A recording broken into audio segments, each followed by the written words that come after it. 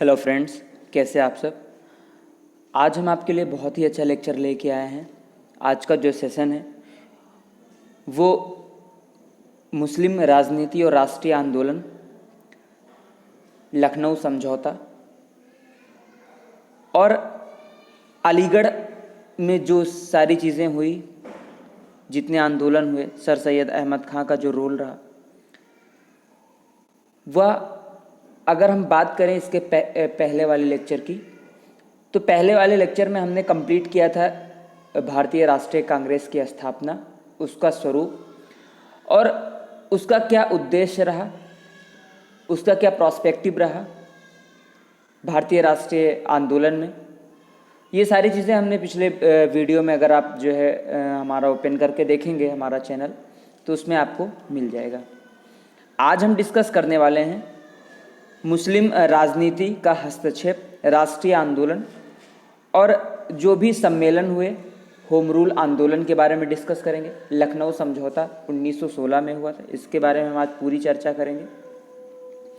तो ये सारी चीज़ें हैं। जो भी वीडियो हमने, जो भी कंटेंट हमने डाला है इसमें, ये एनसीईआरटी क्लास 12th की एंड बिपिन चंद्रा की जो बुक आती है उससे मैंने इसको बोरो किया है। तो हमने जो आपके लिए हम जो लेके आए हैं ये बहुत ही अच्छा कंटेंट है, एग्ज़ाम ओरिएंटेड है। एग्ज़ाम में पूछे गए क्वेश्चंस जो भी हैं उससे रिलेटेड सारे पैटर्न को हमने इसमें यूज़ किया है। तो आशा है मुझे आप लोग ये वीडियो पूरा देखेंगे और अपने फ्रेंड्स को भी शेयर करेंगे, ताकि हमारे व्यूज़ बढ़ें, हमारे सब्सक्राइबर भी बढ़ें। कहीं ना कहीं मेरा भी इसमें स्वार्थ छिपा हुआ है। एंड बड़ी बात यह है कि हम जो कंटेंट आपको दे रहे हैं वो शायद कोई देगा। आज के टाइम में जो भी यूट्यूब चैनल हैं वो पढ़ाते हैं, वो पढ़ाते कम हैं, उनकी दुर्दशा बहुत ही दयनीय है। वो फालतू की चीज़ें आपसे डिस्कस करेंगे अपने व्यूज़ बहुत ज़्यादा बढ़ाने के लिए उनको। एंड मैं आपको एक चीज़ बताऊं कि कुछ दिन बाद ही देखेंगे कि आप यही सारे वीडियो जो आज हमारे हैं ये पेड हो जाएंगे। इनको फिर आप बगैर पैसा दिए इसको नहीं देख सकते हैं। हाँ, अगर मैं चाहूँगा, मुझे लगेगा कि हाँ कोई ऐसा स्टूडेंट्स है जिसके पास पैसे की प्रॉब्लम्स है, जो थोड़ा सा घर से उसको सपोर्ट नहीं मिल पा रहा, तो उसके लिए हम बेसिकली हम ये सारी चीज़ें हम फ्री ऑफ कॉस्ट कर देंगे। बाकी आज हम डिस्कस करेंगे अपने लेक्चर में। तो हम आपको दिखा रहे हैं हम क्या क्या आपके लिए लेके आए हैं। पहली चीज़ तो ये है, आप देखेंगे मुख्य बिंदु इसका क्या रहा है। सेकेंड आप देखेंगे एंग्लो इंडियन ओरिएंटल कॉलेज का नाम बदला गया, अलीगढ़ मुस्लिम की स्थापना कैसे हुई, 1876 के बारे में आप सारी चीज़ें दिखेंगे। पेट्रियाटिक एसोसिएशन की स्थापना कैसे हुई, कब हुई। 1885 में मुसलमानों को कांग्रेस से अलग करने का प्रयत्न किया गया, ये सारी चीज़ें किस बेस पे हुई, और ये उस टाइम के भारतीय राष्ट्रीय स्वरूप को बदलने में क्या अपनी भूमिका निभा रही थी। इन सब चीज़ों के बारे में भी हम पूरी तरह से डिस्कस आपसे करेंगे। नेक्स्ट आपका देखेंगे देवबंद आंदोलन। जैसा कि मुस्लिम कम्युनिटी में देवबंद बैरलवी दो वो बढ़ जाते हैं, तो उस पर भी हम बात करेंगे, चर्चा करेंगे उसका आंदोलन क्या रहा। बहुत सारे क्वेश्चंस पूछे जाते हैं। फिर इसके बाद में दारुल उलूम देवबंद को लेके उसका क्या रोल रहा है, वो भी सारी चीज़ें हम डिस्कस करेंगे। इसके बाद में हम डिस्कस करेंगे लखनऊ समझौता 1916 में जो हुआ था। फिर इसके बारे में बात करेंगे मुस्लिम अलगाववाद का उदय और प्रगति के बारे में, इसकी स्थापना कैसे हुई, इसकी स्थापना के कारण क्या थे। ये सारी चीज़ें भारतीय राष्ट्रीय आंदोलन को कहाँ तक लेके जा रही हैं, ये सारी चीज़ें हम आपसे बिल्कुल एकदम डिस्कस करेंगे। तो आइए हम आपको ले चलते हैं अपने लेक्चर की ओर। जैसा कि हर कोई जानता है कि हिंदू और मुस्लिम संबंध कभी एक से नहीं रहे, कभी बहुत ज़्यादा सौहार्दपूर्ण तो कभी तनावपूर्ण रहे। सम्राट औरंगजेब के काल में ये संबंध बहुत ही ज़्यादा कटु हो गए थे। औरंगजेब की नीतियाँ बहुत ही टफ थी एंड औरंगजेब जो था वो कट्टर वादी प्रवृत्ति का इंसान था। 1707 में उसकी मृत्यु हुई थी।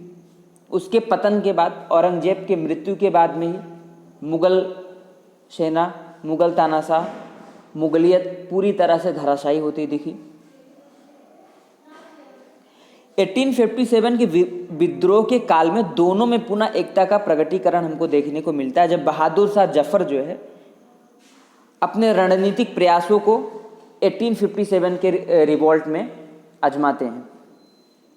ईस्ट इंडिया कंपनी के दौरान और ब्रिटिश शासन की स्थापना के बाद अंग्रेजों ने बांटो और राज करो की नीति का अनुसरण किया था। हम सभी लोग जानते हैं, इसी आधार पर इन्होंने राज किया। 1857 के बाद मुसलमानों से अंग्रेज के बहुत ही ज़्यादा कटु संबंध रहे। तो यही सारी चीज़ें अंग्रेजों से मुस्लिम को अलग करती थी।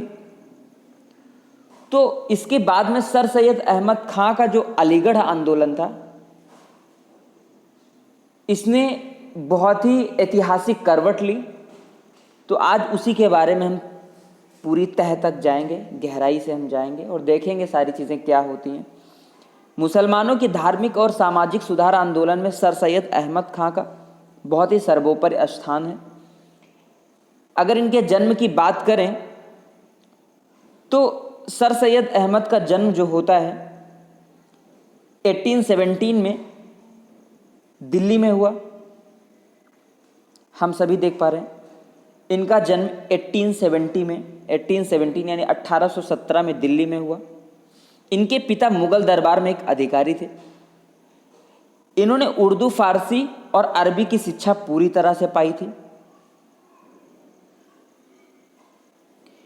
इसके बाद में हुआ क्या कि 1837 में कंपनी की सरकार में क्लर्क के रूप में इन्होंने नौकरी भी करी। शीघ्र ही उन्नत करते करते इन्होंने जो है सहायक जज के रूप में इनकी नियुक्ति हो गई। सैयद अहमद खां मुसलमानों की दयनीय दशा देखकर बहुत ही विचलित रहते थे।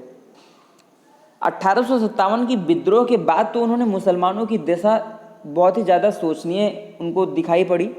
उन्हें लगा कि अंग्रेजों के साथ मुसलमानों के संबंध अच्छे होने चाहिए। उन्होंने लॉयल मोहम्मडन्स ऑफ इंडिया नामक पत्र का संचालन भी किया, जैसा कि आप देख पा रहे हैं। यहाँ पे हमने पहले से ही नोट डाउन कर रखा है। तो ये सारी चीज़ें हो रही थी। 1875 में मोहम्मडन एंग्लो ओरिएंटल कॉलेज की स्थापना होती है। इसके बाद में जब ये पत्र का संचालन इन्होंने किया, इसके बाद इन्होंने मुसलमानों को पाश्चात्य की बात करें तो अंग्रेजी शिक्षा व वैज्ञानिक विचारों को अपनाने के लिए कहा। उन्होंने यूरोप की कुछ प्रमुख रचनाओं का अरबी, फारसी और उर्दू में अनुवाद भी कराया। अगर हम 1865 की बात करते हैं तो वे अलीगढ़ 1865 में चले गए। इसी वर्ष में वे इंग्लैंड भी गए और वहाँ से लौटकर जब आए तो उन्होंने तहजीब अल अखलाक नामक पत्रिका का संपादन किया। इम्पॉर्टेंट है, तहजीब अल अखलाक नामक पत्रिका का इन्होंने संपादन किया। ये नोट कर लेंगे आप लोग। तहजीब अल अखलाक नामक पत्रिका का इन्होंने संपादन किया था। इसके बाद में उन्होंने मुसलमानों का पिछड़ापन दूर करने के लिए सोचा कि सबसे पहले इनको अंग्रेजी शिक्षा के बारे में इनको अवगत कराना चाहिए और बिना इसके उन्हें सरकारी नौकरियां नहीं मिल पाएंगी। तो इसी को देखते हुए 1875 में उन्होंने अलीगढ़ में मोहम्मडन एंग्लो ओरिएंटल कॉलेज की स्थापना भी करी, जो बाद में अलीगढ़ मुस्लिम विश्वविद्यालय के रूप में जाना गया, जो आज भी है। 1876 में सरकारी नौकरी से अवकाश ग्रहण करने के बाद में उन्होंने अपना संपूर्ण समय शिक्षा के प्रसार में लगा दिया। सैयद अहमद खान ने मुस्लिम संप्रदाय में धार्मिक और सामाजिक जागरण के लिए महत्वपूर्ण कार्य किया। उन्होंने तर्क के आधार पर कुरान की व्याख्या की। उसे इस्लाम में एकमात्र अधिकृत ग्रंथ भी माना जाता है और शेष को कम महत्व दिया। उन्होंने इसकी व्याख्या बुद्धि के आधार पर की और इस संदर्भ में तर्कपूर्ण और स्वतंत्र चिंतन को महत्व दिया। उनका मेन मोटो ये था कि मुसलमानों के अंदर जो पिछड़ापन है, जो कुरीतियाँ हैं, जो रूढ़िवादिता है, ये सारी चीज़ें मुसलमानों के अंदर से दूर हों। इसके बाद में कुछ लोगों ने उनकी कुरान की व्याख्या को क्रांतिकारी बतलाया। उनका आधुनिक मुस्लिम संदेश कुछ अलगाववादी और रूढ़वादी मुसलमानों को बिल्कुल पसंद नहीं आया। सैयद अहमद खान ने मुसलमानों को सामाजिक सुधारों के लिए प्रेरित किया। उन्होंने बहुविवाह और महिलाओं की गुलामी जैसे हालात का विरोध किया। उन्होंने स्त्री शिक्षा की बात करी और सरलता से तलाक और महिलाओं के स्तर को उठाने के लिए भी उन्होंने बहुत सारे प्रयास किए।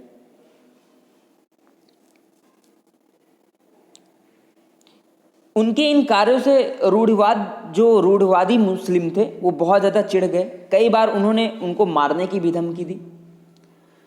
सैयद अहमद खां का आंदोलन मुख्य शिक्षा केंद्र अलीगढ़ के आधार पर अलीगढ़ आंदोलन कहलाया वो, एंड उनके द्वारा स्थापित उस स्कूल जो था वो बाद में 1920 में विश्वविद्यालय के रूप में विकसित हुआ। वे इसे भारत का ऑक्सफोर्ड विश्वविद्यालय बनाना चाहते थे। उन्होंने शिक्षा जगत में अनेक सुधार भी किए। उन्होंने मदरसा प्रणाली को बंद करने की कोशिश की, क्योंकि मदरसा में अक्सर बच्चों को पाश्चात्य शिक्षा के बारे में नहीं अवगत कराया जाता था एंड उनको बेसिकली दूसरे धर्मों के प्रति कट्टर होने या उनका सम्मान ना करने के भी बारे में मदरसा में सिखाया जाता था। तो इन सब चीज़ों को देखते हुए सर सैयद अहमद खां बहुत ही विचलित होते थे। तो उन्होंने इसका बहुत ज़्यादा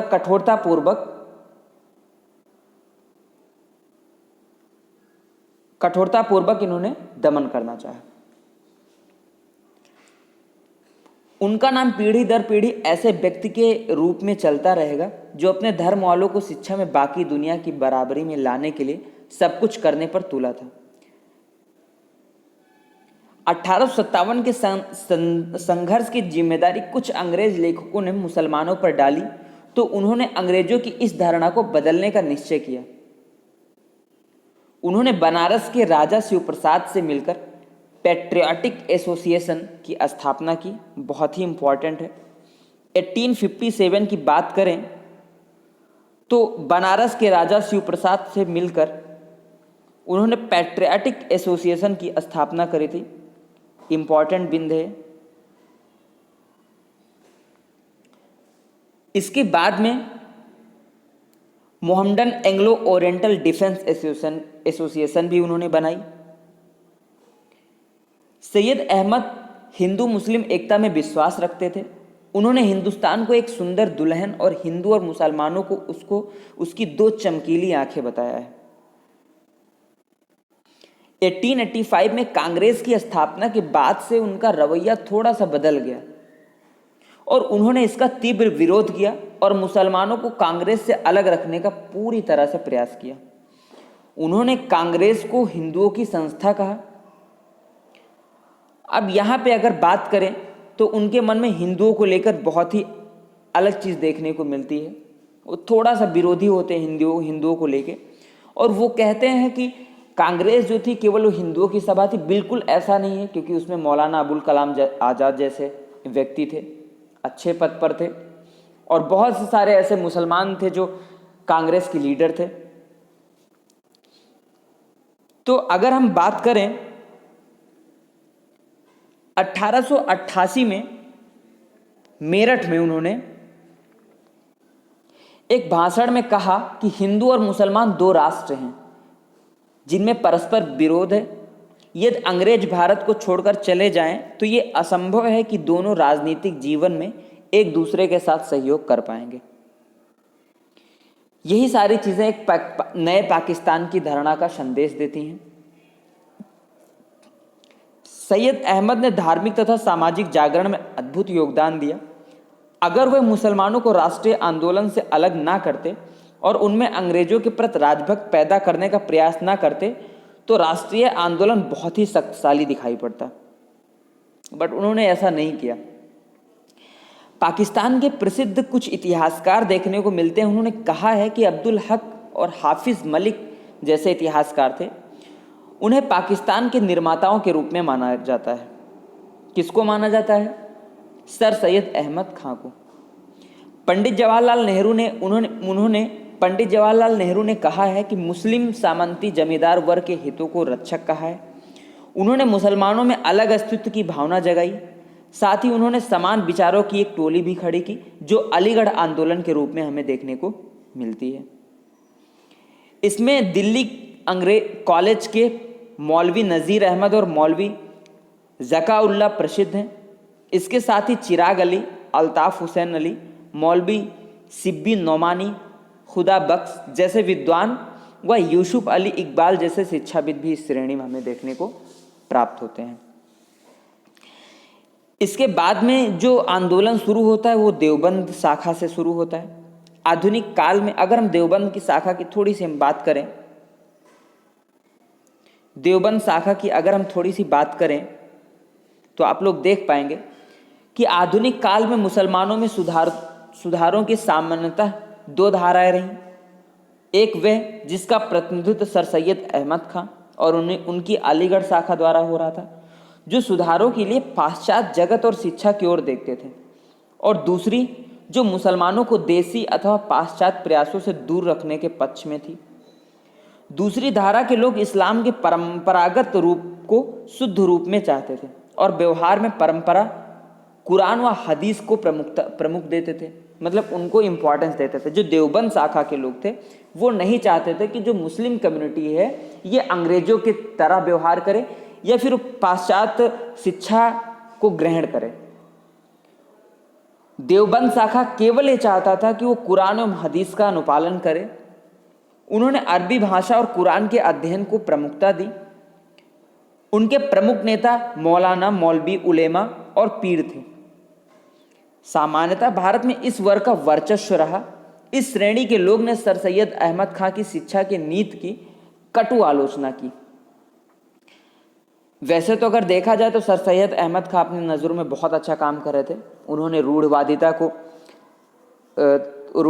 को मुसलमानों के दिमाग से, जद्दोजहद से उन्होंने जो है इसको बाहर किया। फिर भी अगर हम बात करें तो उनका जो स्वरूप हिंदुओं के प्रति था या भारत राष्ट्र के प्रति था वो थोड़ा सा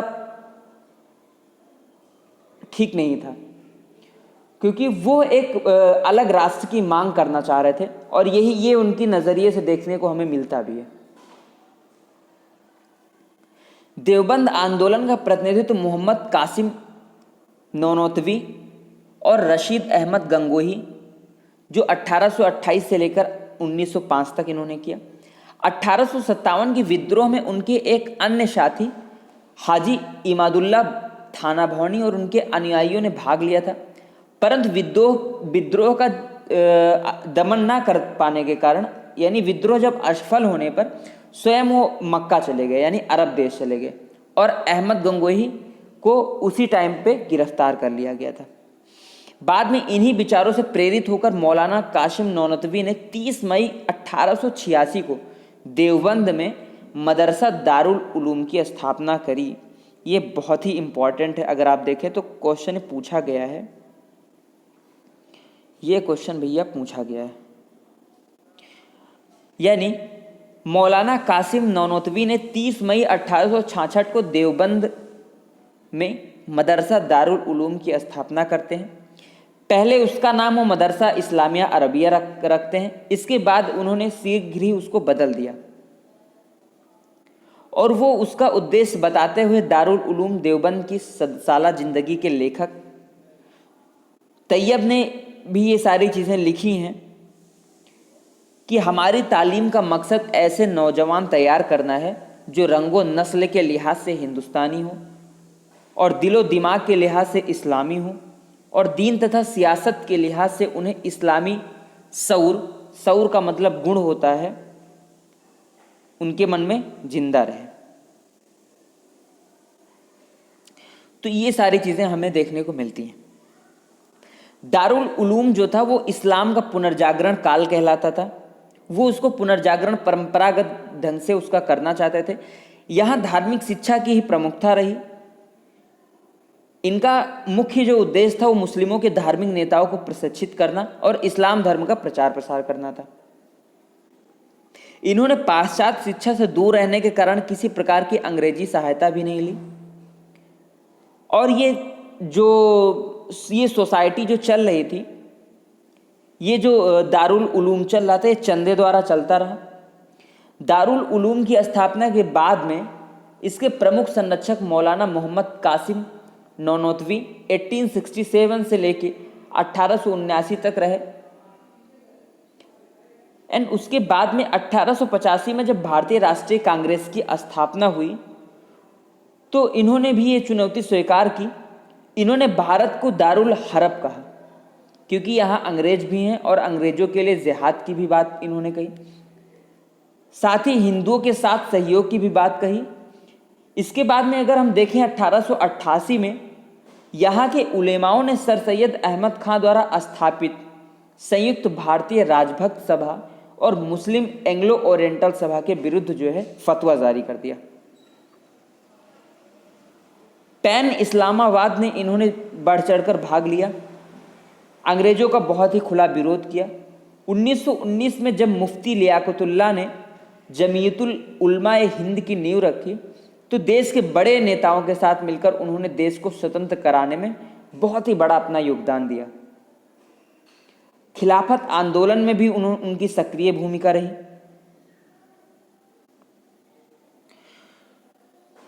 अब इसके बारे में अगर हम बात करें, मुस्लिम अलगाववाद का उदय और प्रगति कहां से होती है,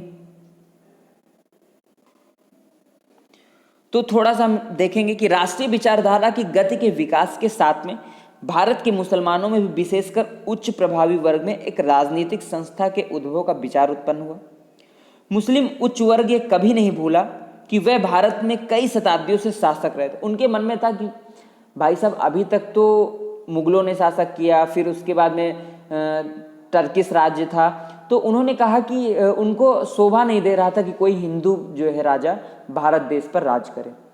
तो उनके दिमाग में ये सारी चीज़ें चल रही थी। कई शताब्दियों से जब उन्होंने देखा कि ये शासक काम कर रहे थे और सभी महत्वपूर्ण पदों से उन्हें वंचित कर दिया, अंग्रेजी के प्रति मुसलमानों में सामान्यतः उदासीनता से अब अधिकतर महत्वपूर्ण पद हिंदुओं को मिलने लगे थे। प्रारंभ में मुसलमानों के प्रति अंग्रेजों का रुख थोड़ा सा कठोर था। इस संदर्भ में जैसा कि पूर्व बताया गया कि सर सैयद अहमद खां ने अंग्रेजों की सहानुभूति प्राप्त करने के लिए अपने भाषणों और लेखों द्वारा भरपूर प्रयत्न किया। उन्होंने अपनी पुस्तक असबाब-ए बगावत ए हिंद में बहादुर शाह द्वितीय को मूर्ख कहा और जिन मुसलमानों ने अंग्रेजों के खिलाफ जिहाद का नारा दिया था उन्हें नीच कुल के धूर्त मौलवी कहकर संबोधित किया। कहने का मतलब ये था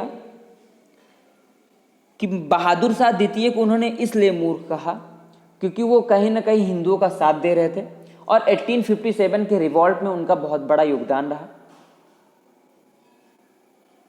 तो इन्हीं सब चीज़ों की वजह से अंग्रेज थोड़ा सा जो है मुसलमानों के प्रति कड़ा रुख अपनाते थे, जो सर सैयद अहमद खां को बिल्कुल अच्छा नहीं लगता था।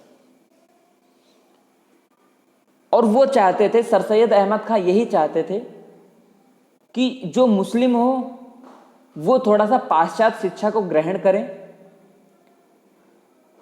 उनके रूल रेगुलेशन को फॉलो करें और अंग्रेजों के साथ उठने बैठने का भी उन्होंने एक आश्वासन दिया। धीरे धीरे यही देखते कि उसने जो है 1886 में कॉलेज का उद्देश्य केवल शैक्षिक ही नहीं वरना उनके सामाजिक और राजनीतिक रूप का भी एक प्रादुर्भाव देखने को मिलता है। मुसलमानों में भी एक अलग राजनीतिक संस्था की आवश्यकता महसूस होने लगी। इस संदर्भ में 1 अक्टूबर 1906 को शिमला में मुसलमानों के एक प्रतिनिधिमंडल का आगा खां के नेतृत्व में अंग्रेज के वायसराय लॉर्ड मिंटो से मिलना उन्होंने महत्वपूर्ण समझा। 1906 में आगा खां के नेतृत्व में लॉर्ड मिंटो से ये लोग जाके मिलते हैं। ये लोग एक प्लानिंग कर रहे थे कि एक किसी मुस्लिम सोसाइटी की स्थापना करी जाए, एक किसी ऐसे लीग की स्थापना करी जाए जिससे मुसलमानों का वर्चस्व बढ़े। कुल मिला के अगर हम बात करें तो ये एक अलग राष्ट्र की मांग करना चाहते थे। ये सेटिस्फाइड नहीं थे कांग्रेस के साथ में, और आखिरकार वही होता है, मुस्लिम लीग का गठन होता है। 30 दिसंबर 1906 को ढाके के नवाब सलीमुल्लाह खां के निमंत्रण पर सम्मेलन हुआ। नवाब वकारुल मुल्क इसके अध्यक्ष थे। इसी सम्मेलन में अखिल भारतीय मुस्लिम लीग का उदय होता था। लीग का संविधान 1907 में कराची में बना और इस संविधान के अनुसार प्रथम अधिवेशन जो हुआ 1908 में अमृतसर में हुआ। 1908 से ही आगा खां को मुस्लिम लीग का अध्यक्ष बनाया गया, यानी मुस्लिम लीग की स्थापना 1906 में 30 दिसंबर को होती है। 1908 में मुस्लिम लीग का अधिवेशन अमृतसर में होता है।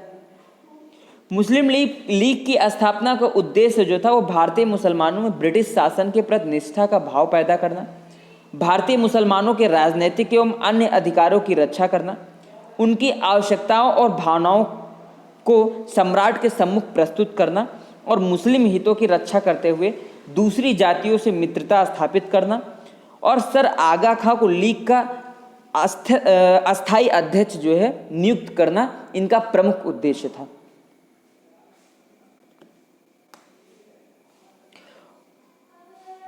अगर हम बात करें तो अंग्रेजों ने मुस्लिम लीग की राजभक्त का पूरा लाभ उठाया और उनकी मांगों को स्वीकार कर भारतीय राष्ट्रीय आंदोलन को हानि पहुंचाई। 1909 के अधिनियम द्वारा, जो मॉर्ले मिंटो सुधार के नाम से विख्यात है, मुस्लिम हितों का संरक्षण किया गया। मुसलमानों के लिए एक अलग चुनाव क्षेत्र तय किया गया। ये इंपॉर्टेंट क्वेश्चन है, बिल्कुल आया हुआ क्वेश्चन है ये, तो बिल्कुल आप लोग इसको बंक नहीं कर सकते, इसको स्किप नहीं करेंगे। ऐसे एज इट इज क्वेश्चन आता है कि 1909 के अधिनियम द्वारा, जो कि एक मॉर्ले मिंटो सुधार था, रिफॉर्म था, उसमें मुस्लिम हितों को संरक्षण दिया गया और मुसलमानों के लिए एक अलग चुनाव क्षेत्र तय किया गया। उनकी जनसंख्या से अधिक उन्हें विधान सभाओं में स्थान दिया गया। सांप्रदायिक प्रतिनिधित्व ने देश के भावी नक्शे को पूरी तरह से बदलना चाहा। मुस्लिम लीग के 1909 और 1910 के अधिवेशनों में इन्हीं मांगों को आगे बढ़ाया गया था। इनमें पृथक चुनाव को बनाए रखने की मांग करी, कांग्रेस के कार्यक्रमों का विरोध और बंगाल विभाजन का समर्थन जैसी ये सारी चीजें मांगे उसमें देखने को मिल रही थी। सामान्यतः अगर 1906 से लेकर 1911 की बात करें तो उस टाइम तक मुस्लिम लीग सांप्रदायिक नीति पर चलते हुए कांग्रेस का विरोध करती दिखी हमें, परंतु देश विदेश की घटनाओं ने उसे अपने दृष्टिकोण में परिवर्तन के लिए पूरी तरह से बाध्य किया। हमें बिल्कुल नहीं भूलना चाहिए कि अभी तक मुस्लिम लीग अंग्रेजी शासन के प्रति राजभक्त संस्था थी और इसका उद्देश्य, इसका नेतृत्व मुस्लिम जमींदारों, नवाबों और उच्च वर्ग के हाथों में था। इसमें मध्यम वर्गीय या निम्न वर्गीय प्रतिनिधि बिल्कुल नाम मात्र के थे। तो ये सारी चीजें मुस्लिम लीग की स्थापना करती हैं। आगा खां के नेतृत्व में मुस्लिम लीग का जो है एक प्रादुर्भाव, एक नई जो है संस्था होती है।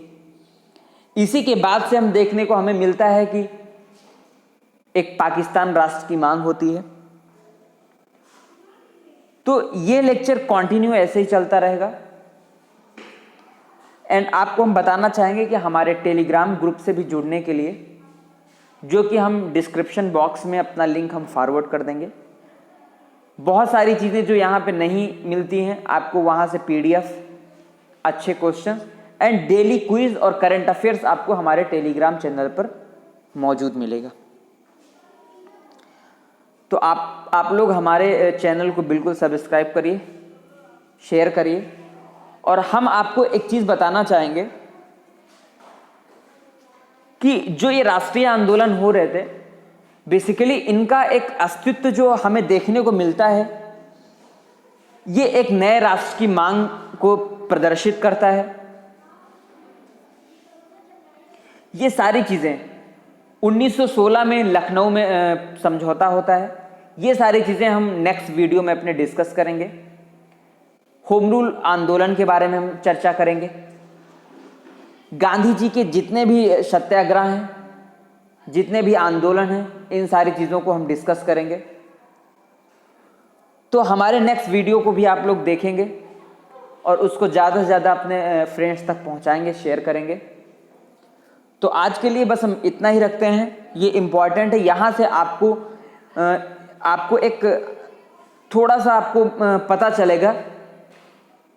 कुछ क्वेश्चंस इसमें से भी एग्जाम में पूछे गए हैं। एंड यहीं से जो है मुस्लिम समुदाय को एक अलग राष्ट्र मांग करने की एक बात आपको पता चलती है। यहीं से आंदोलनों के बारे में आप देखेंगे। तो ये लेक्चर बहुत ही इंपॉर्टेंट है, तो आप लोग बिल्कुल इसको क्विट ना करें। हमारे टेलीग्राम ग्रुप को भी ज्वाइन करें। डिस्क्रिप्शन बॉक्स में आपको लिंक दे दिया गया है। तो आज के लिए इतना ही। मिलते हैं कुछ और नए सेशन के साथ में। जय हिंद, जय भारत।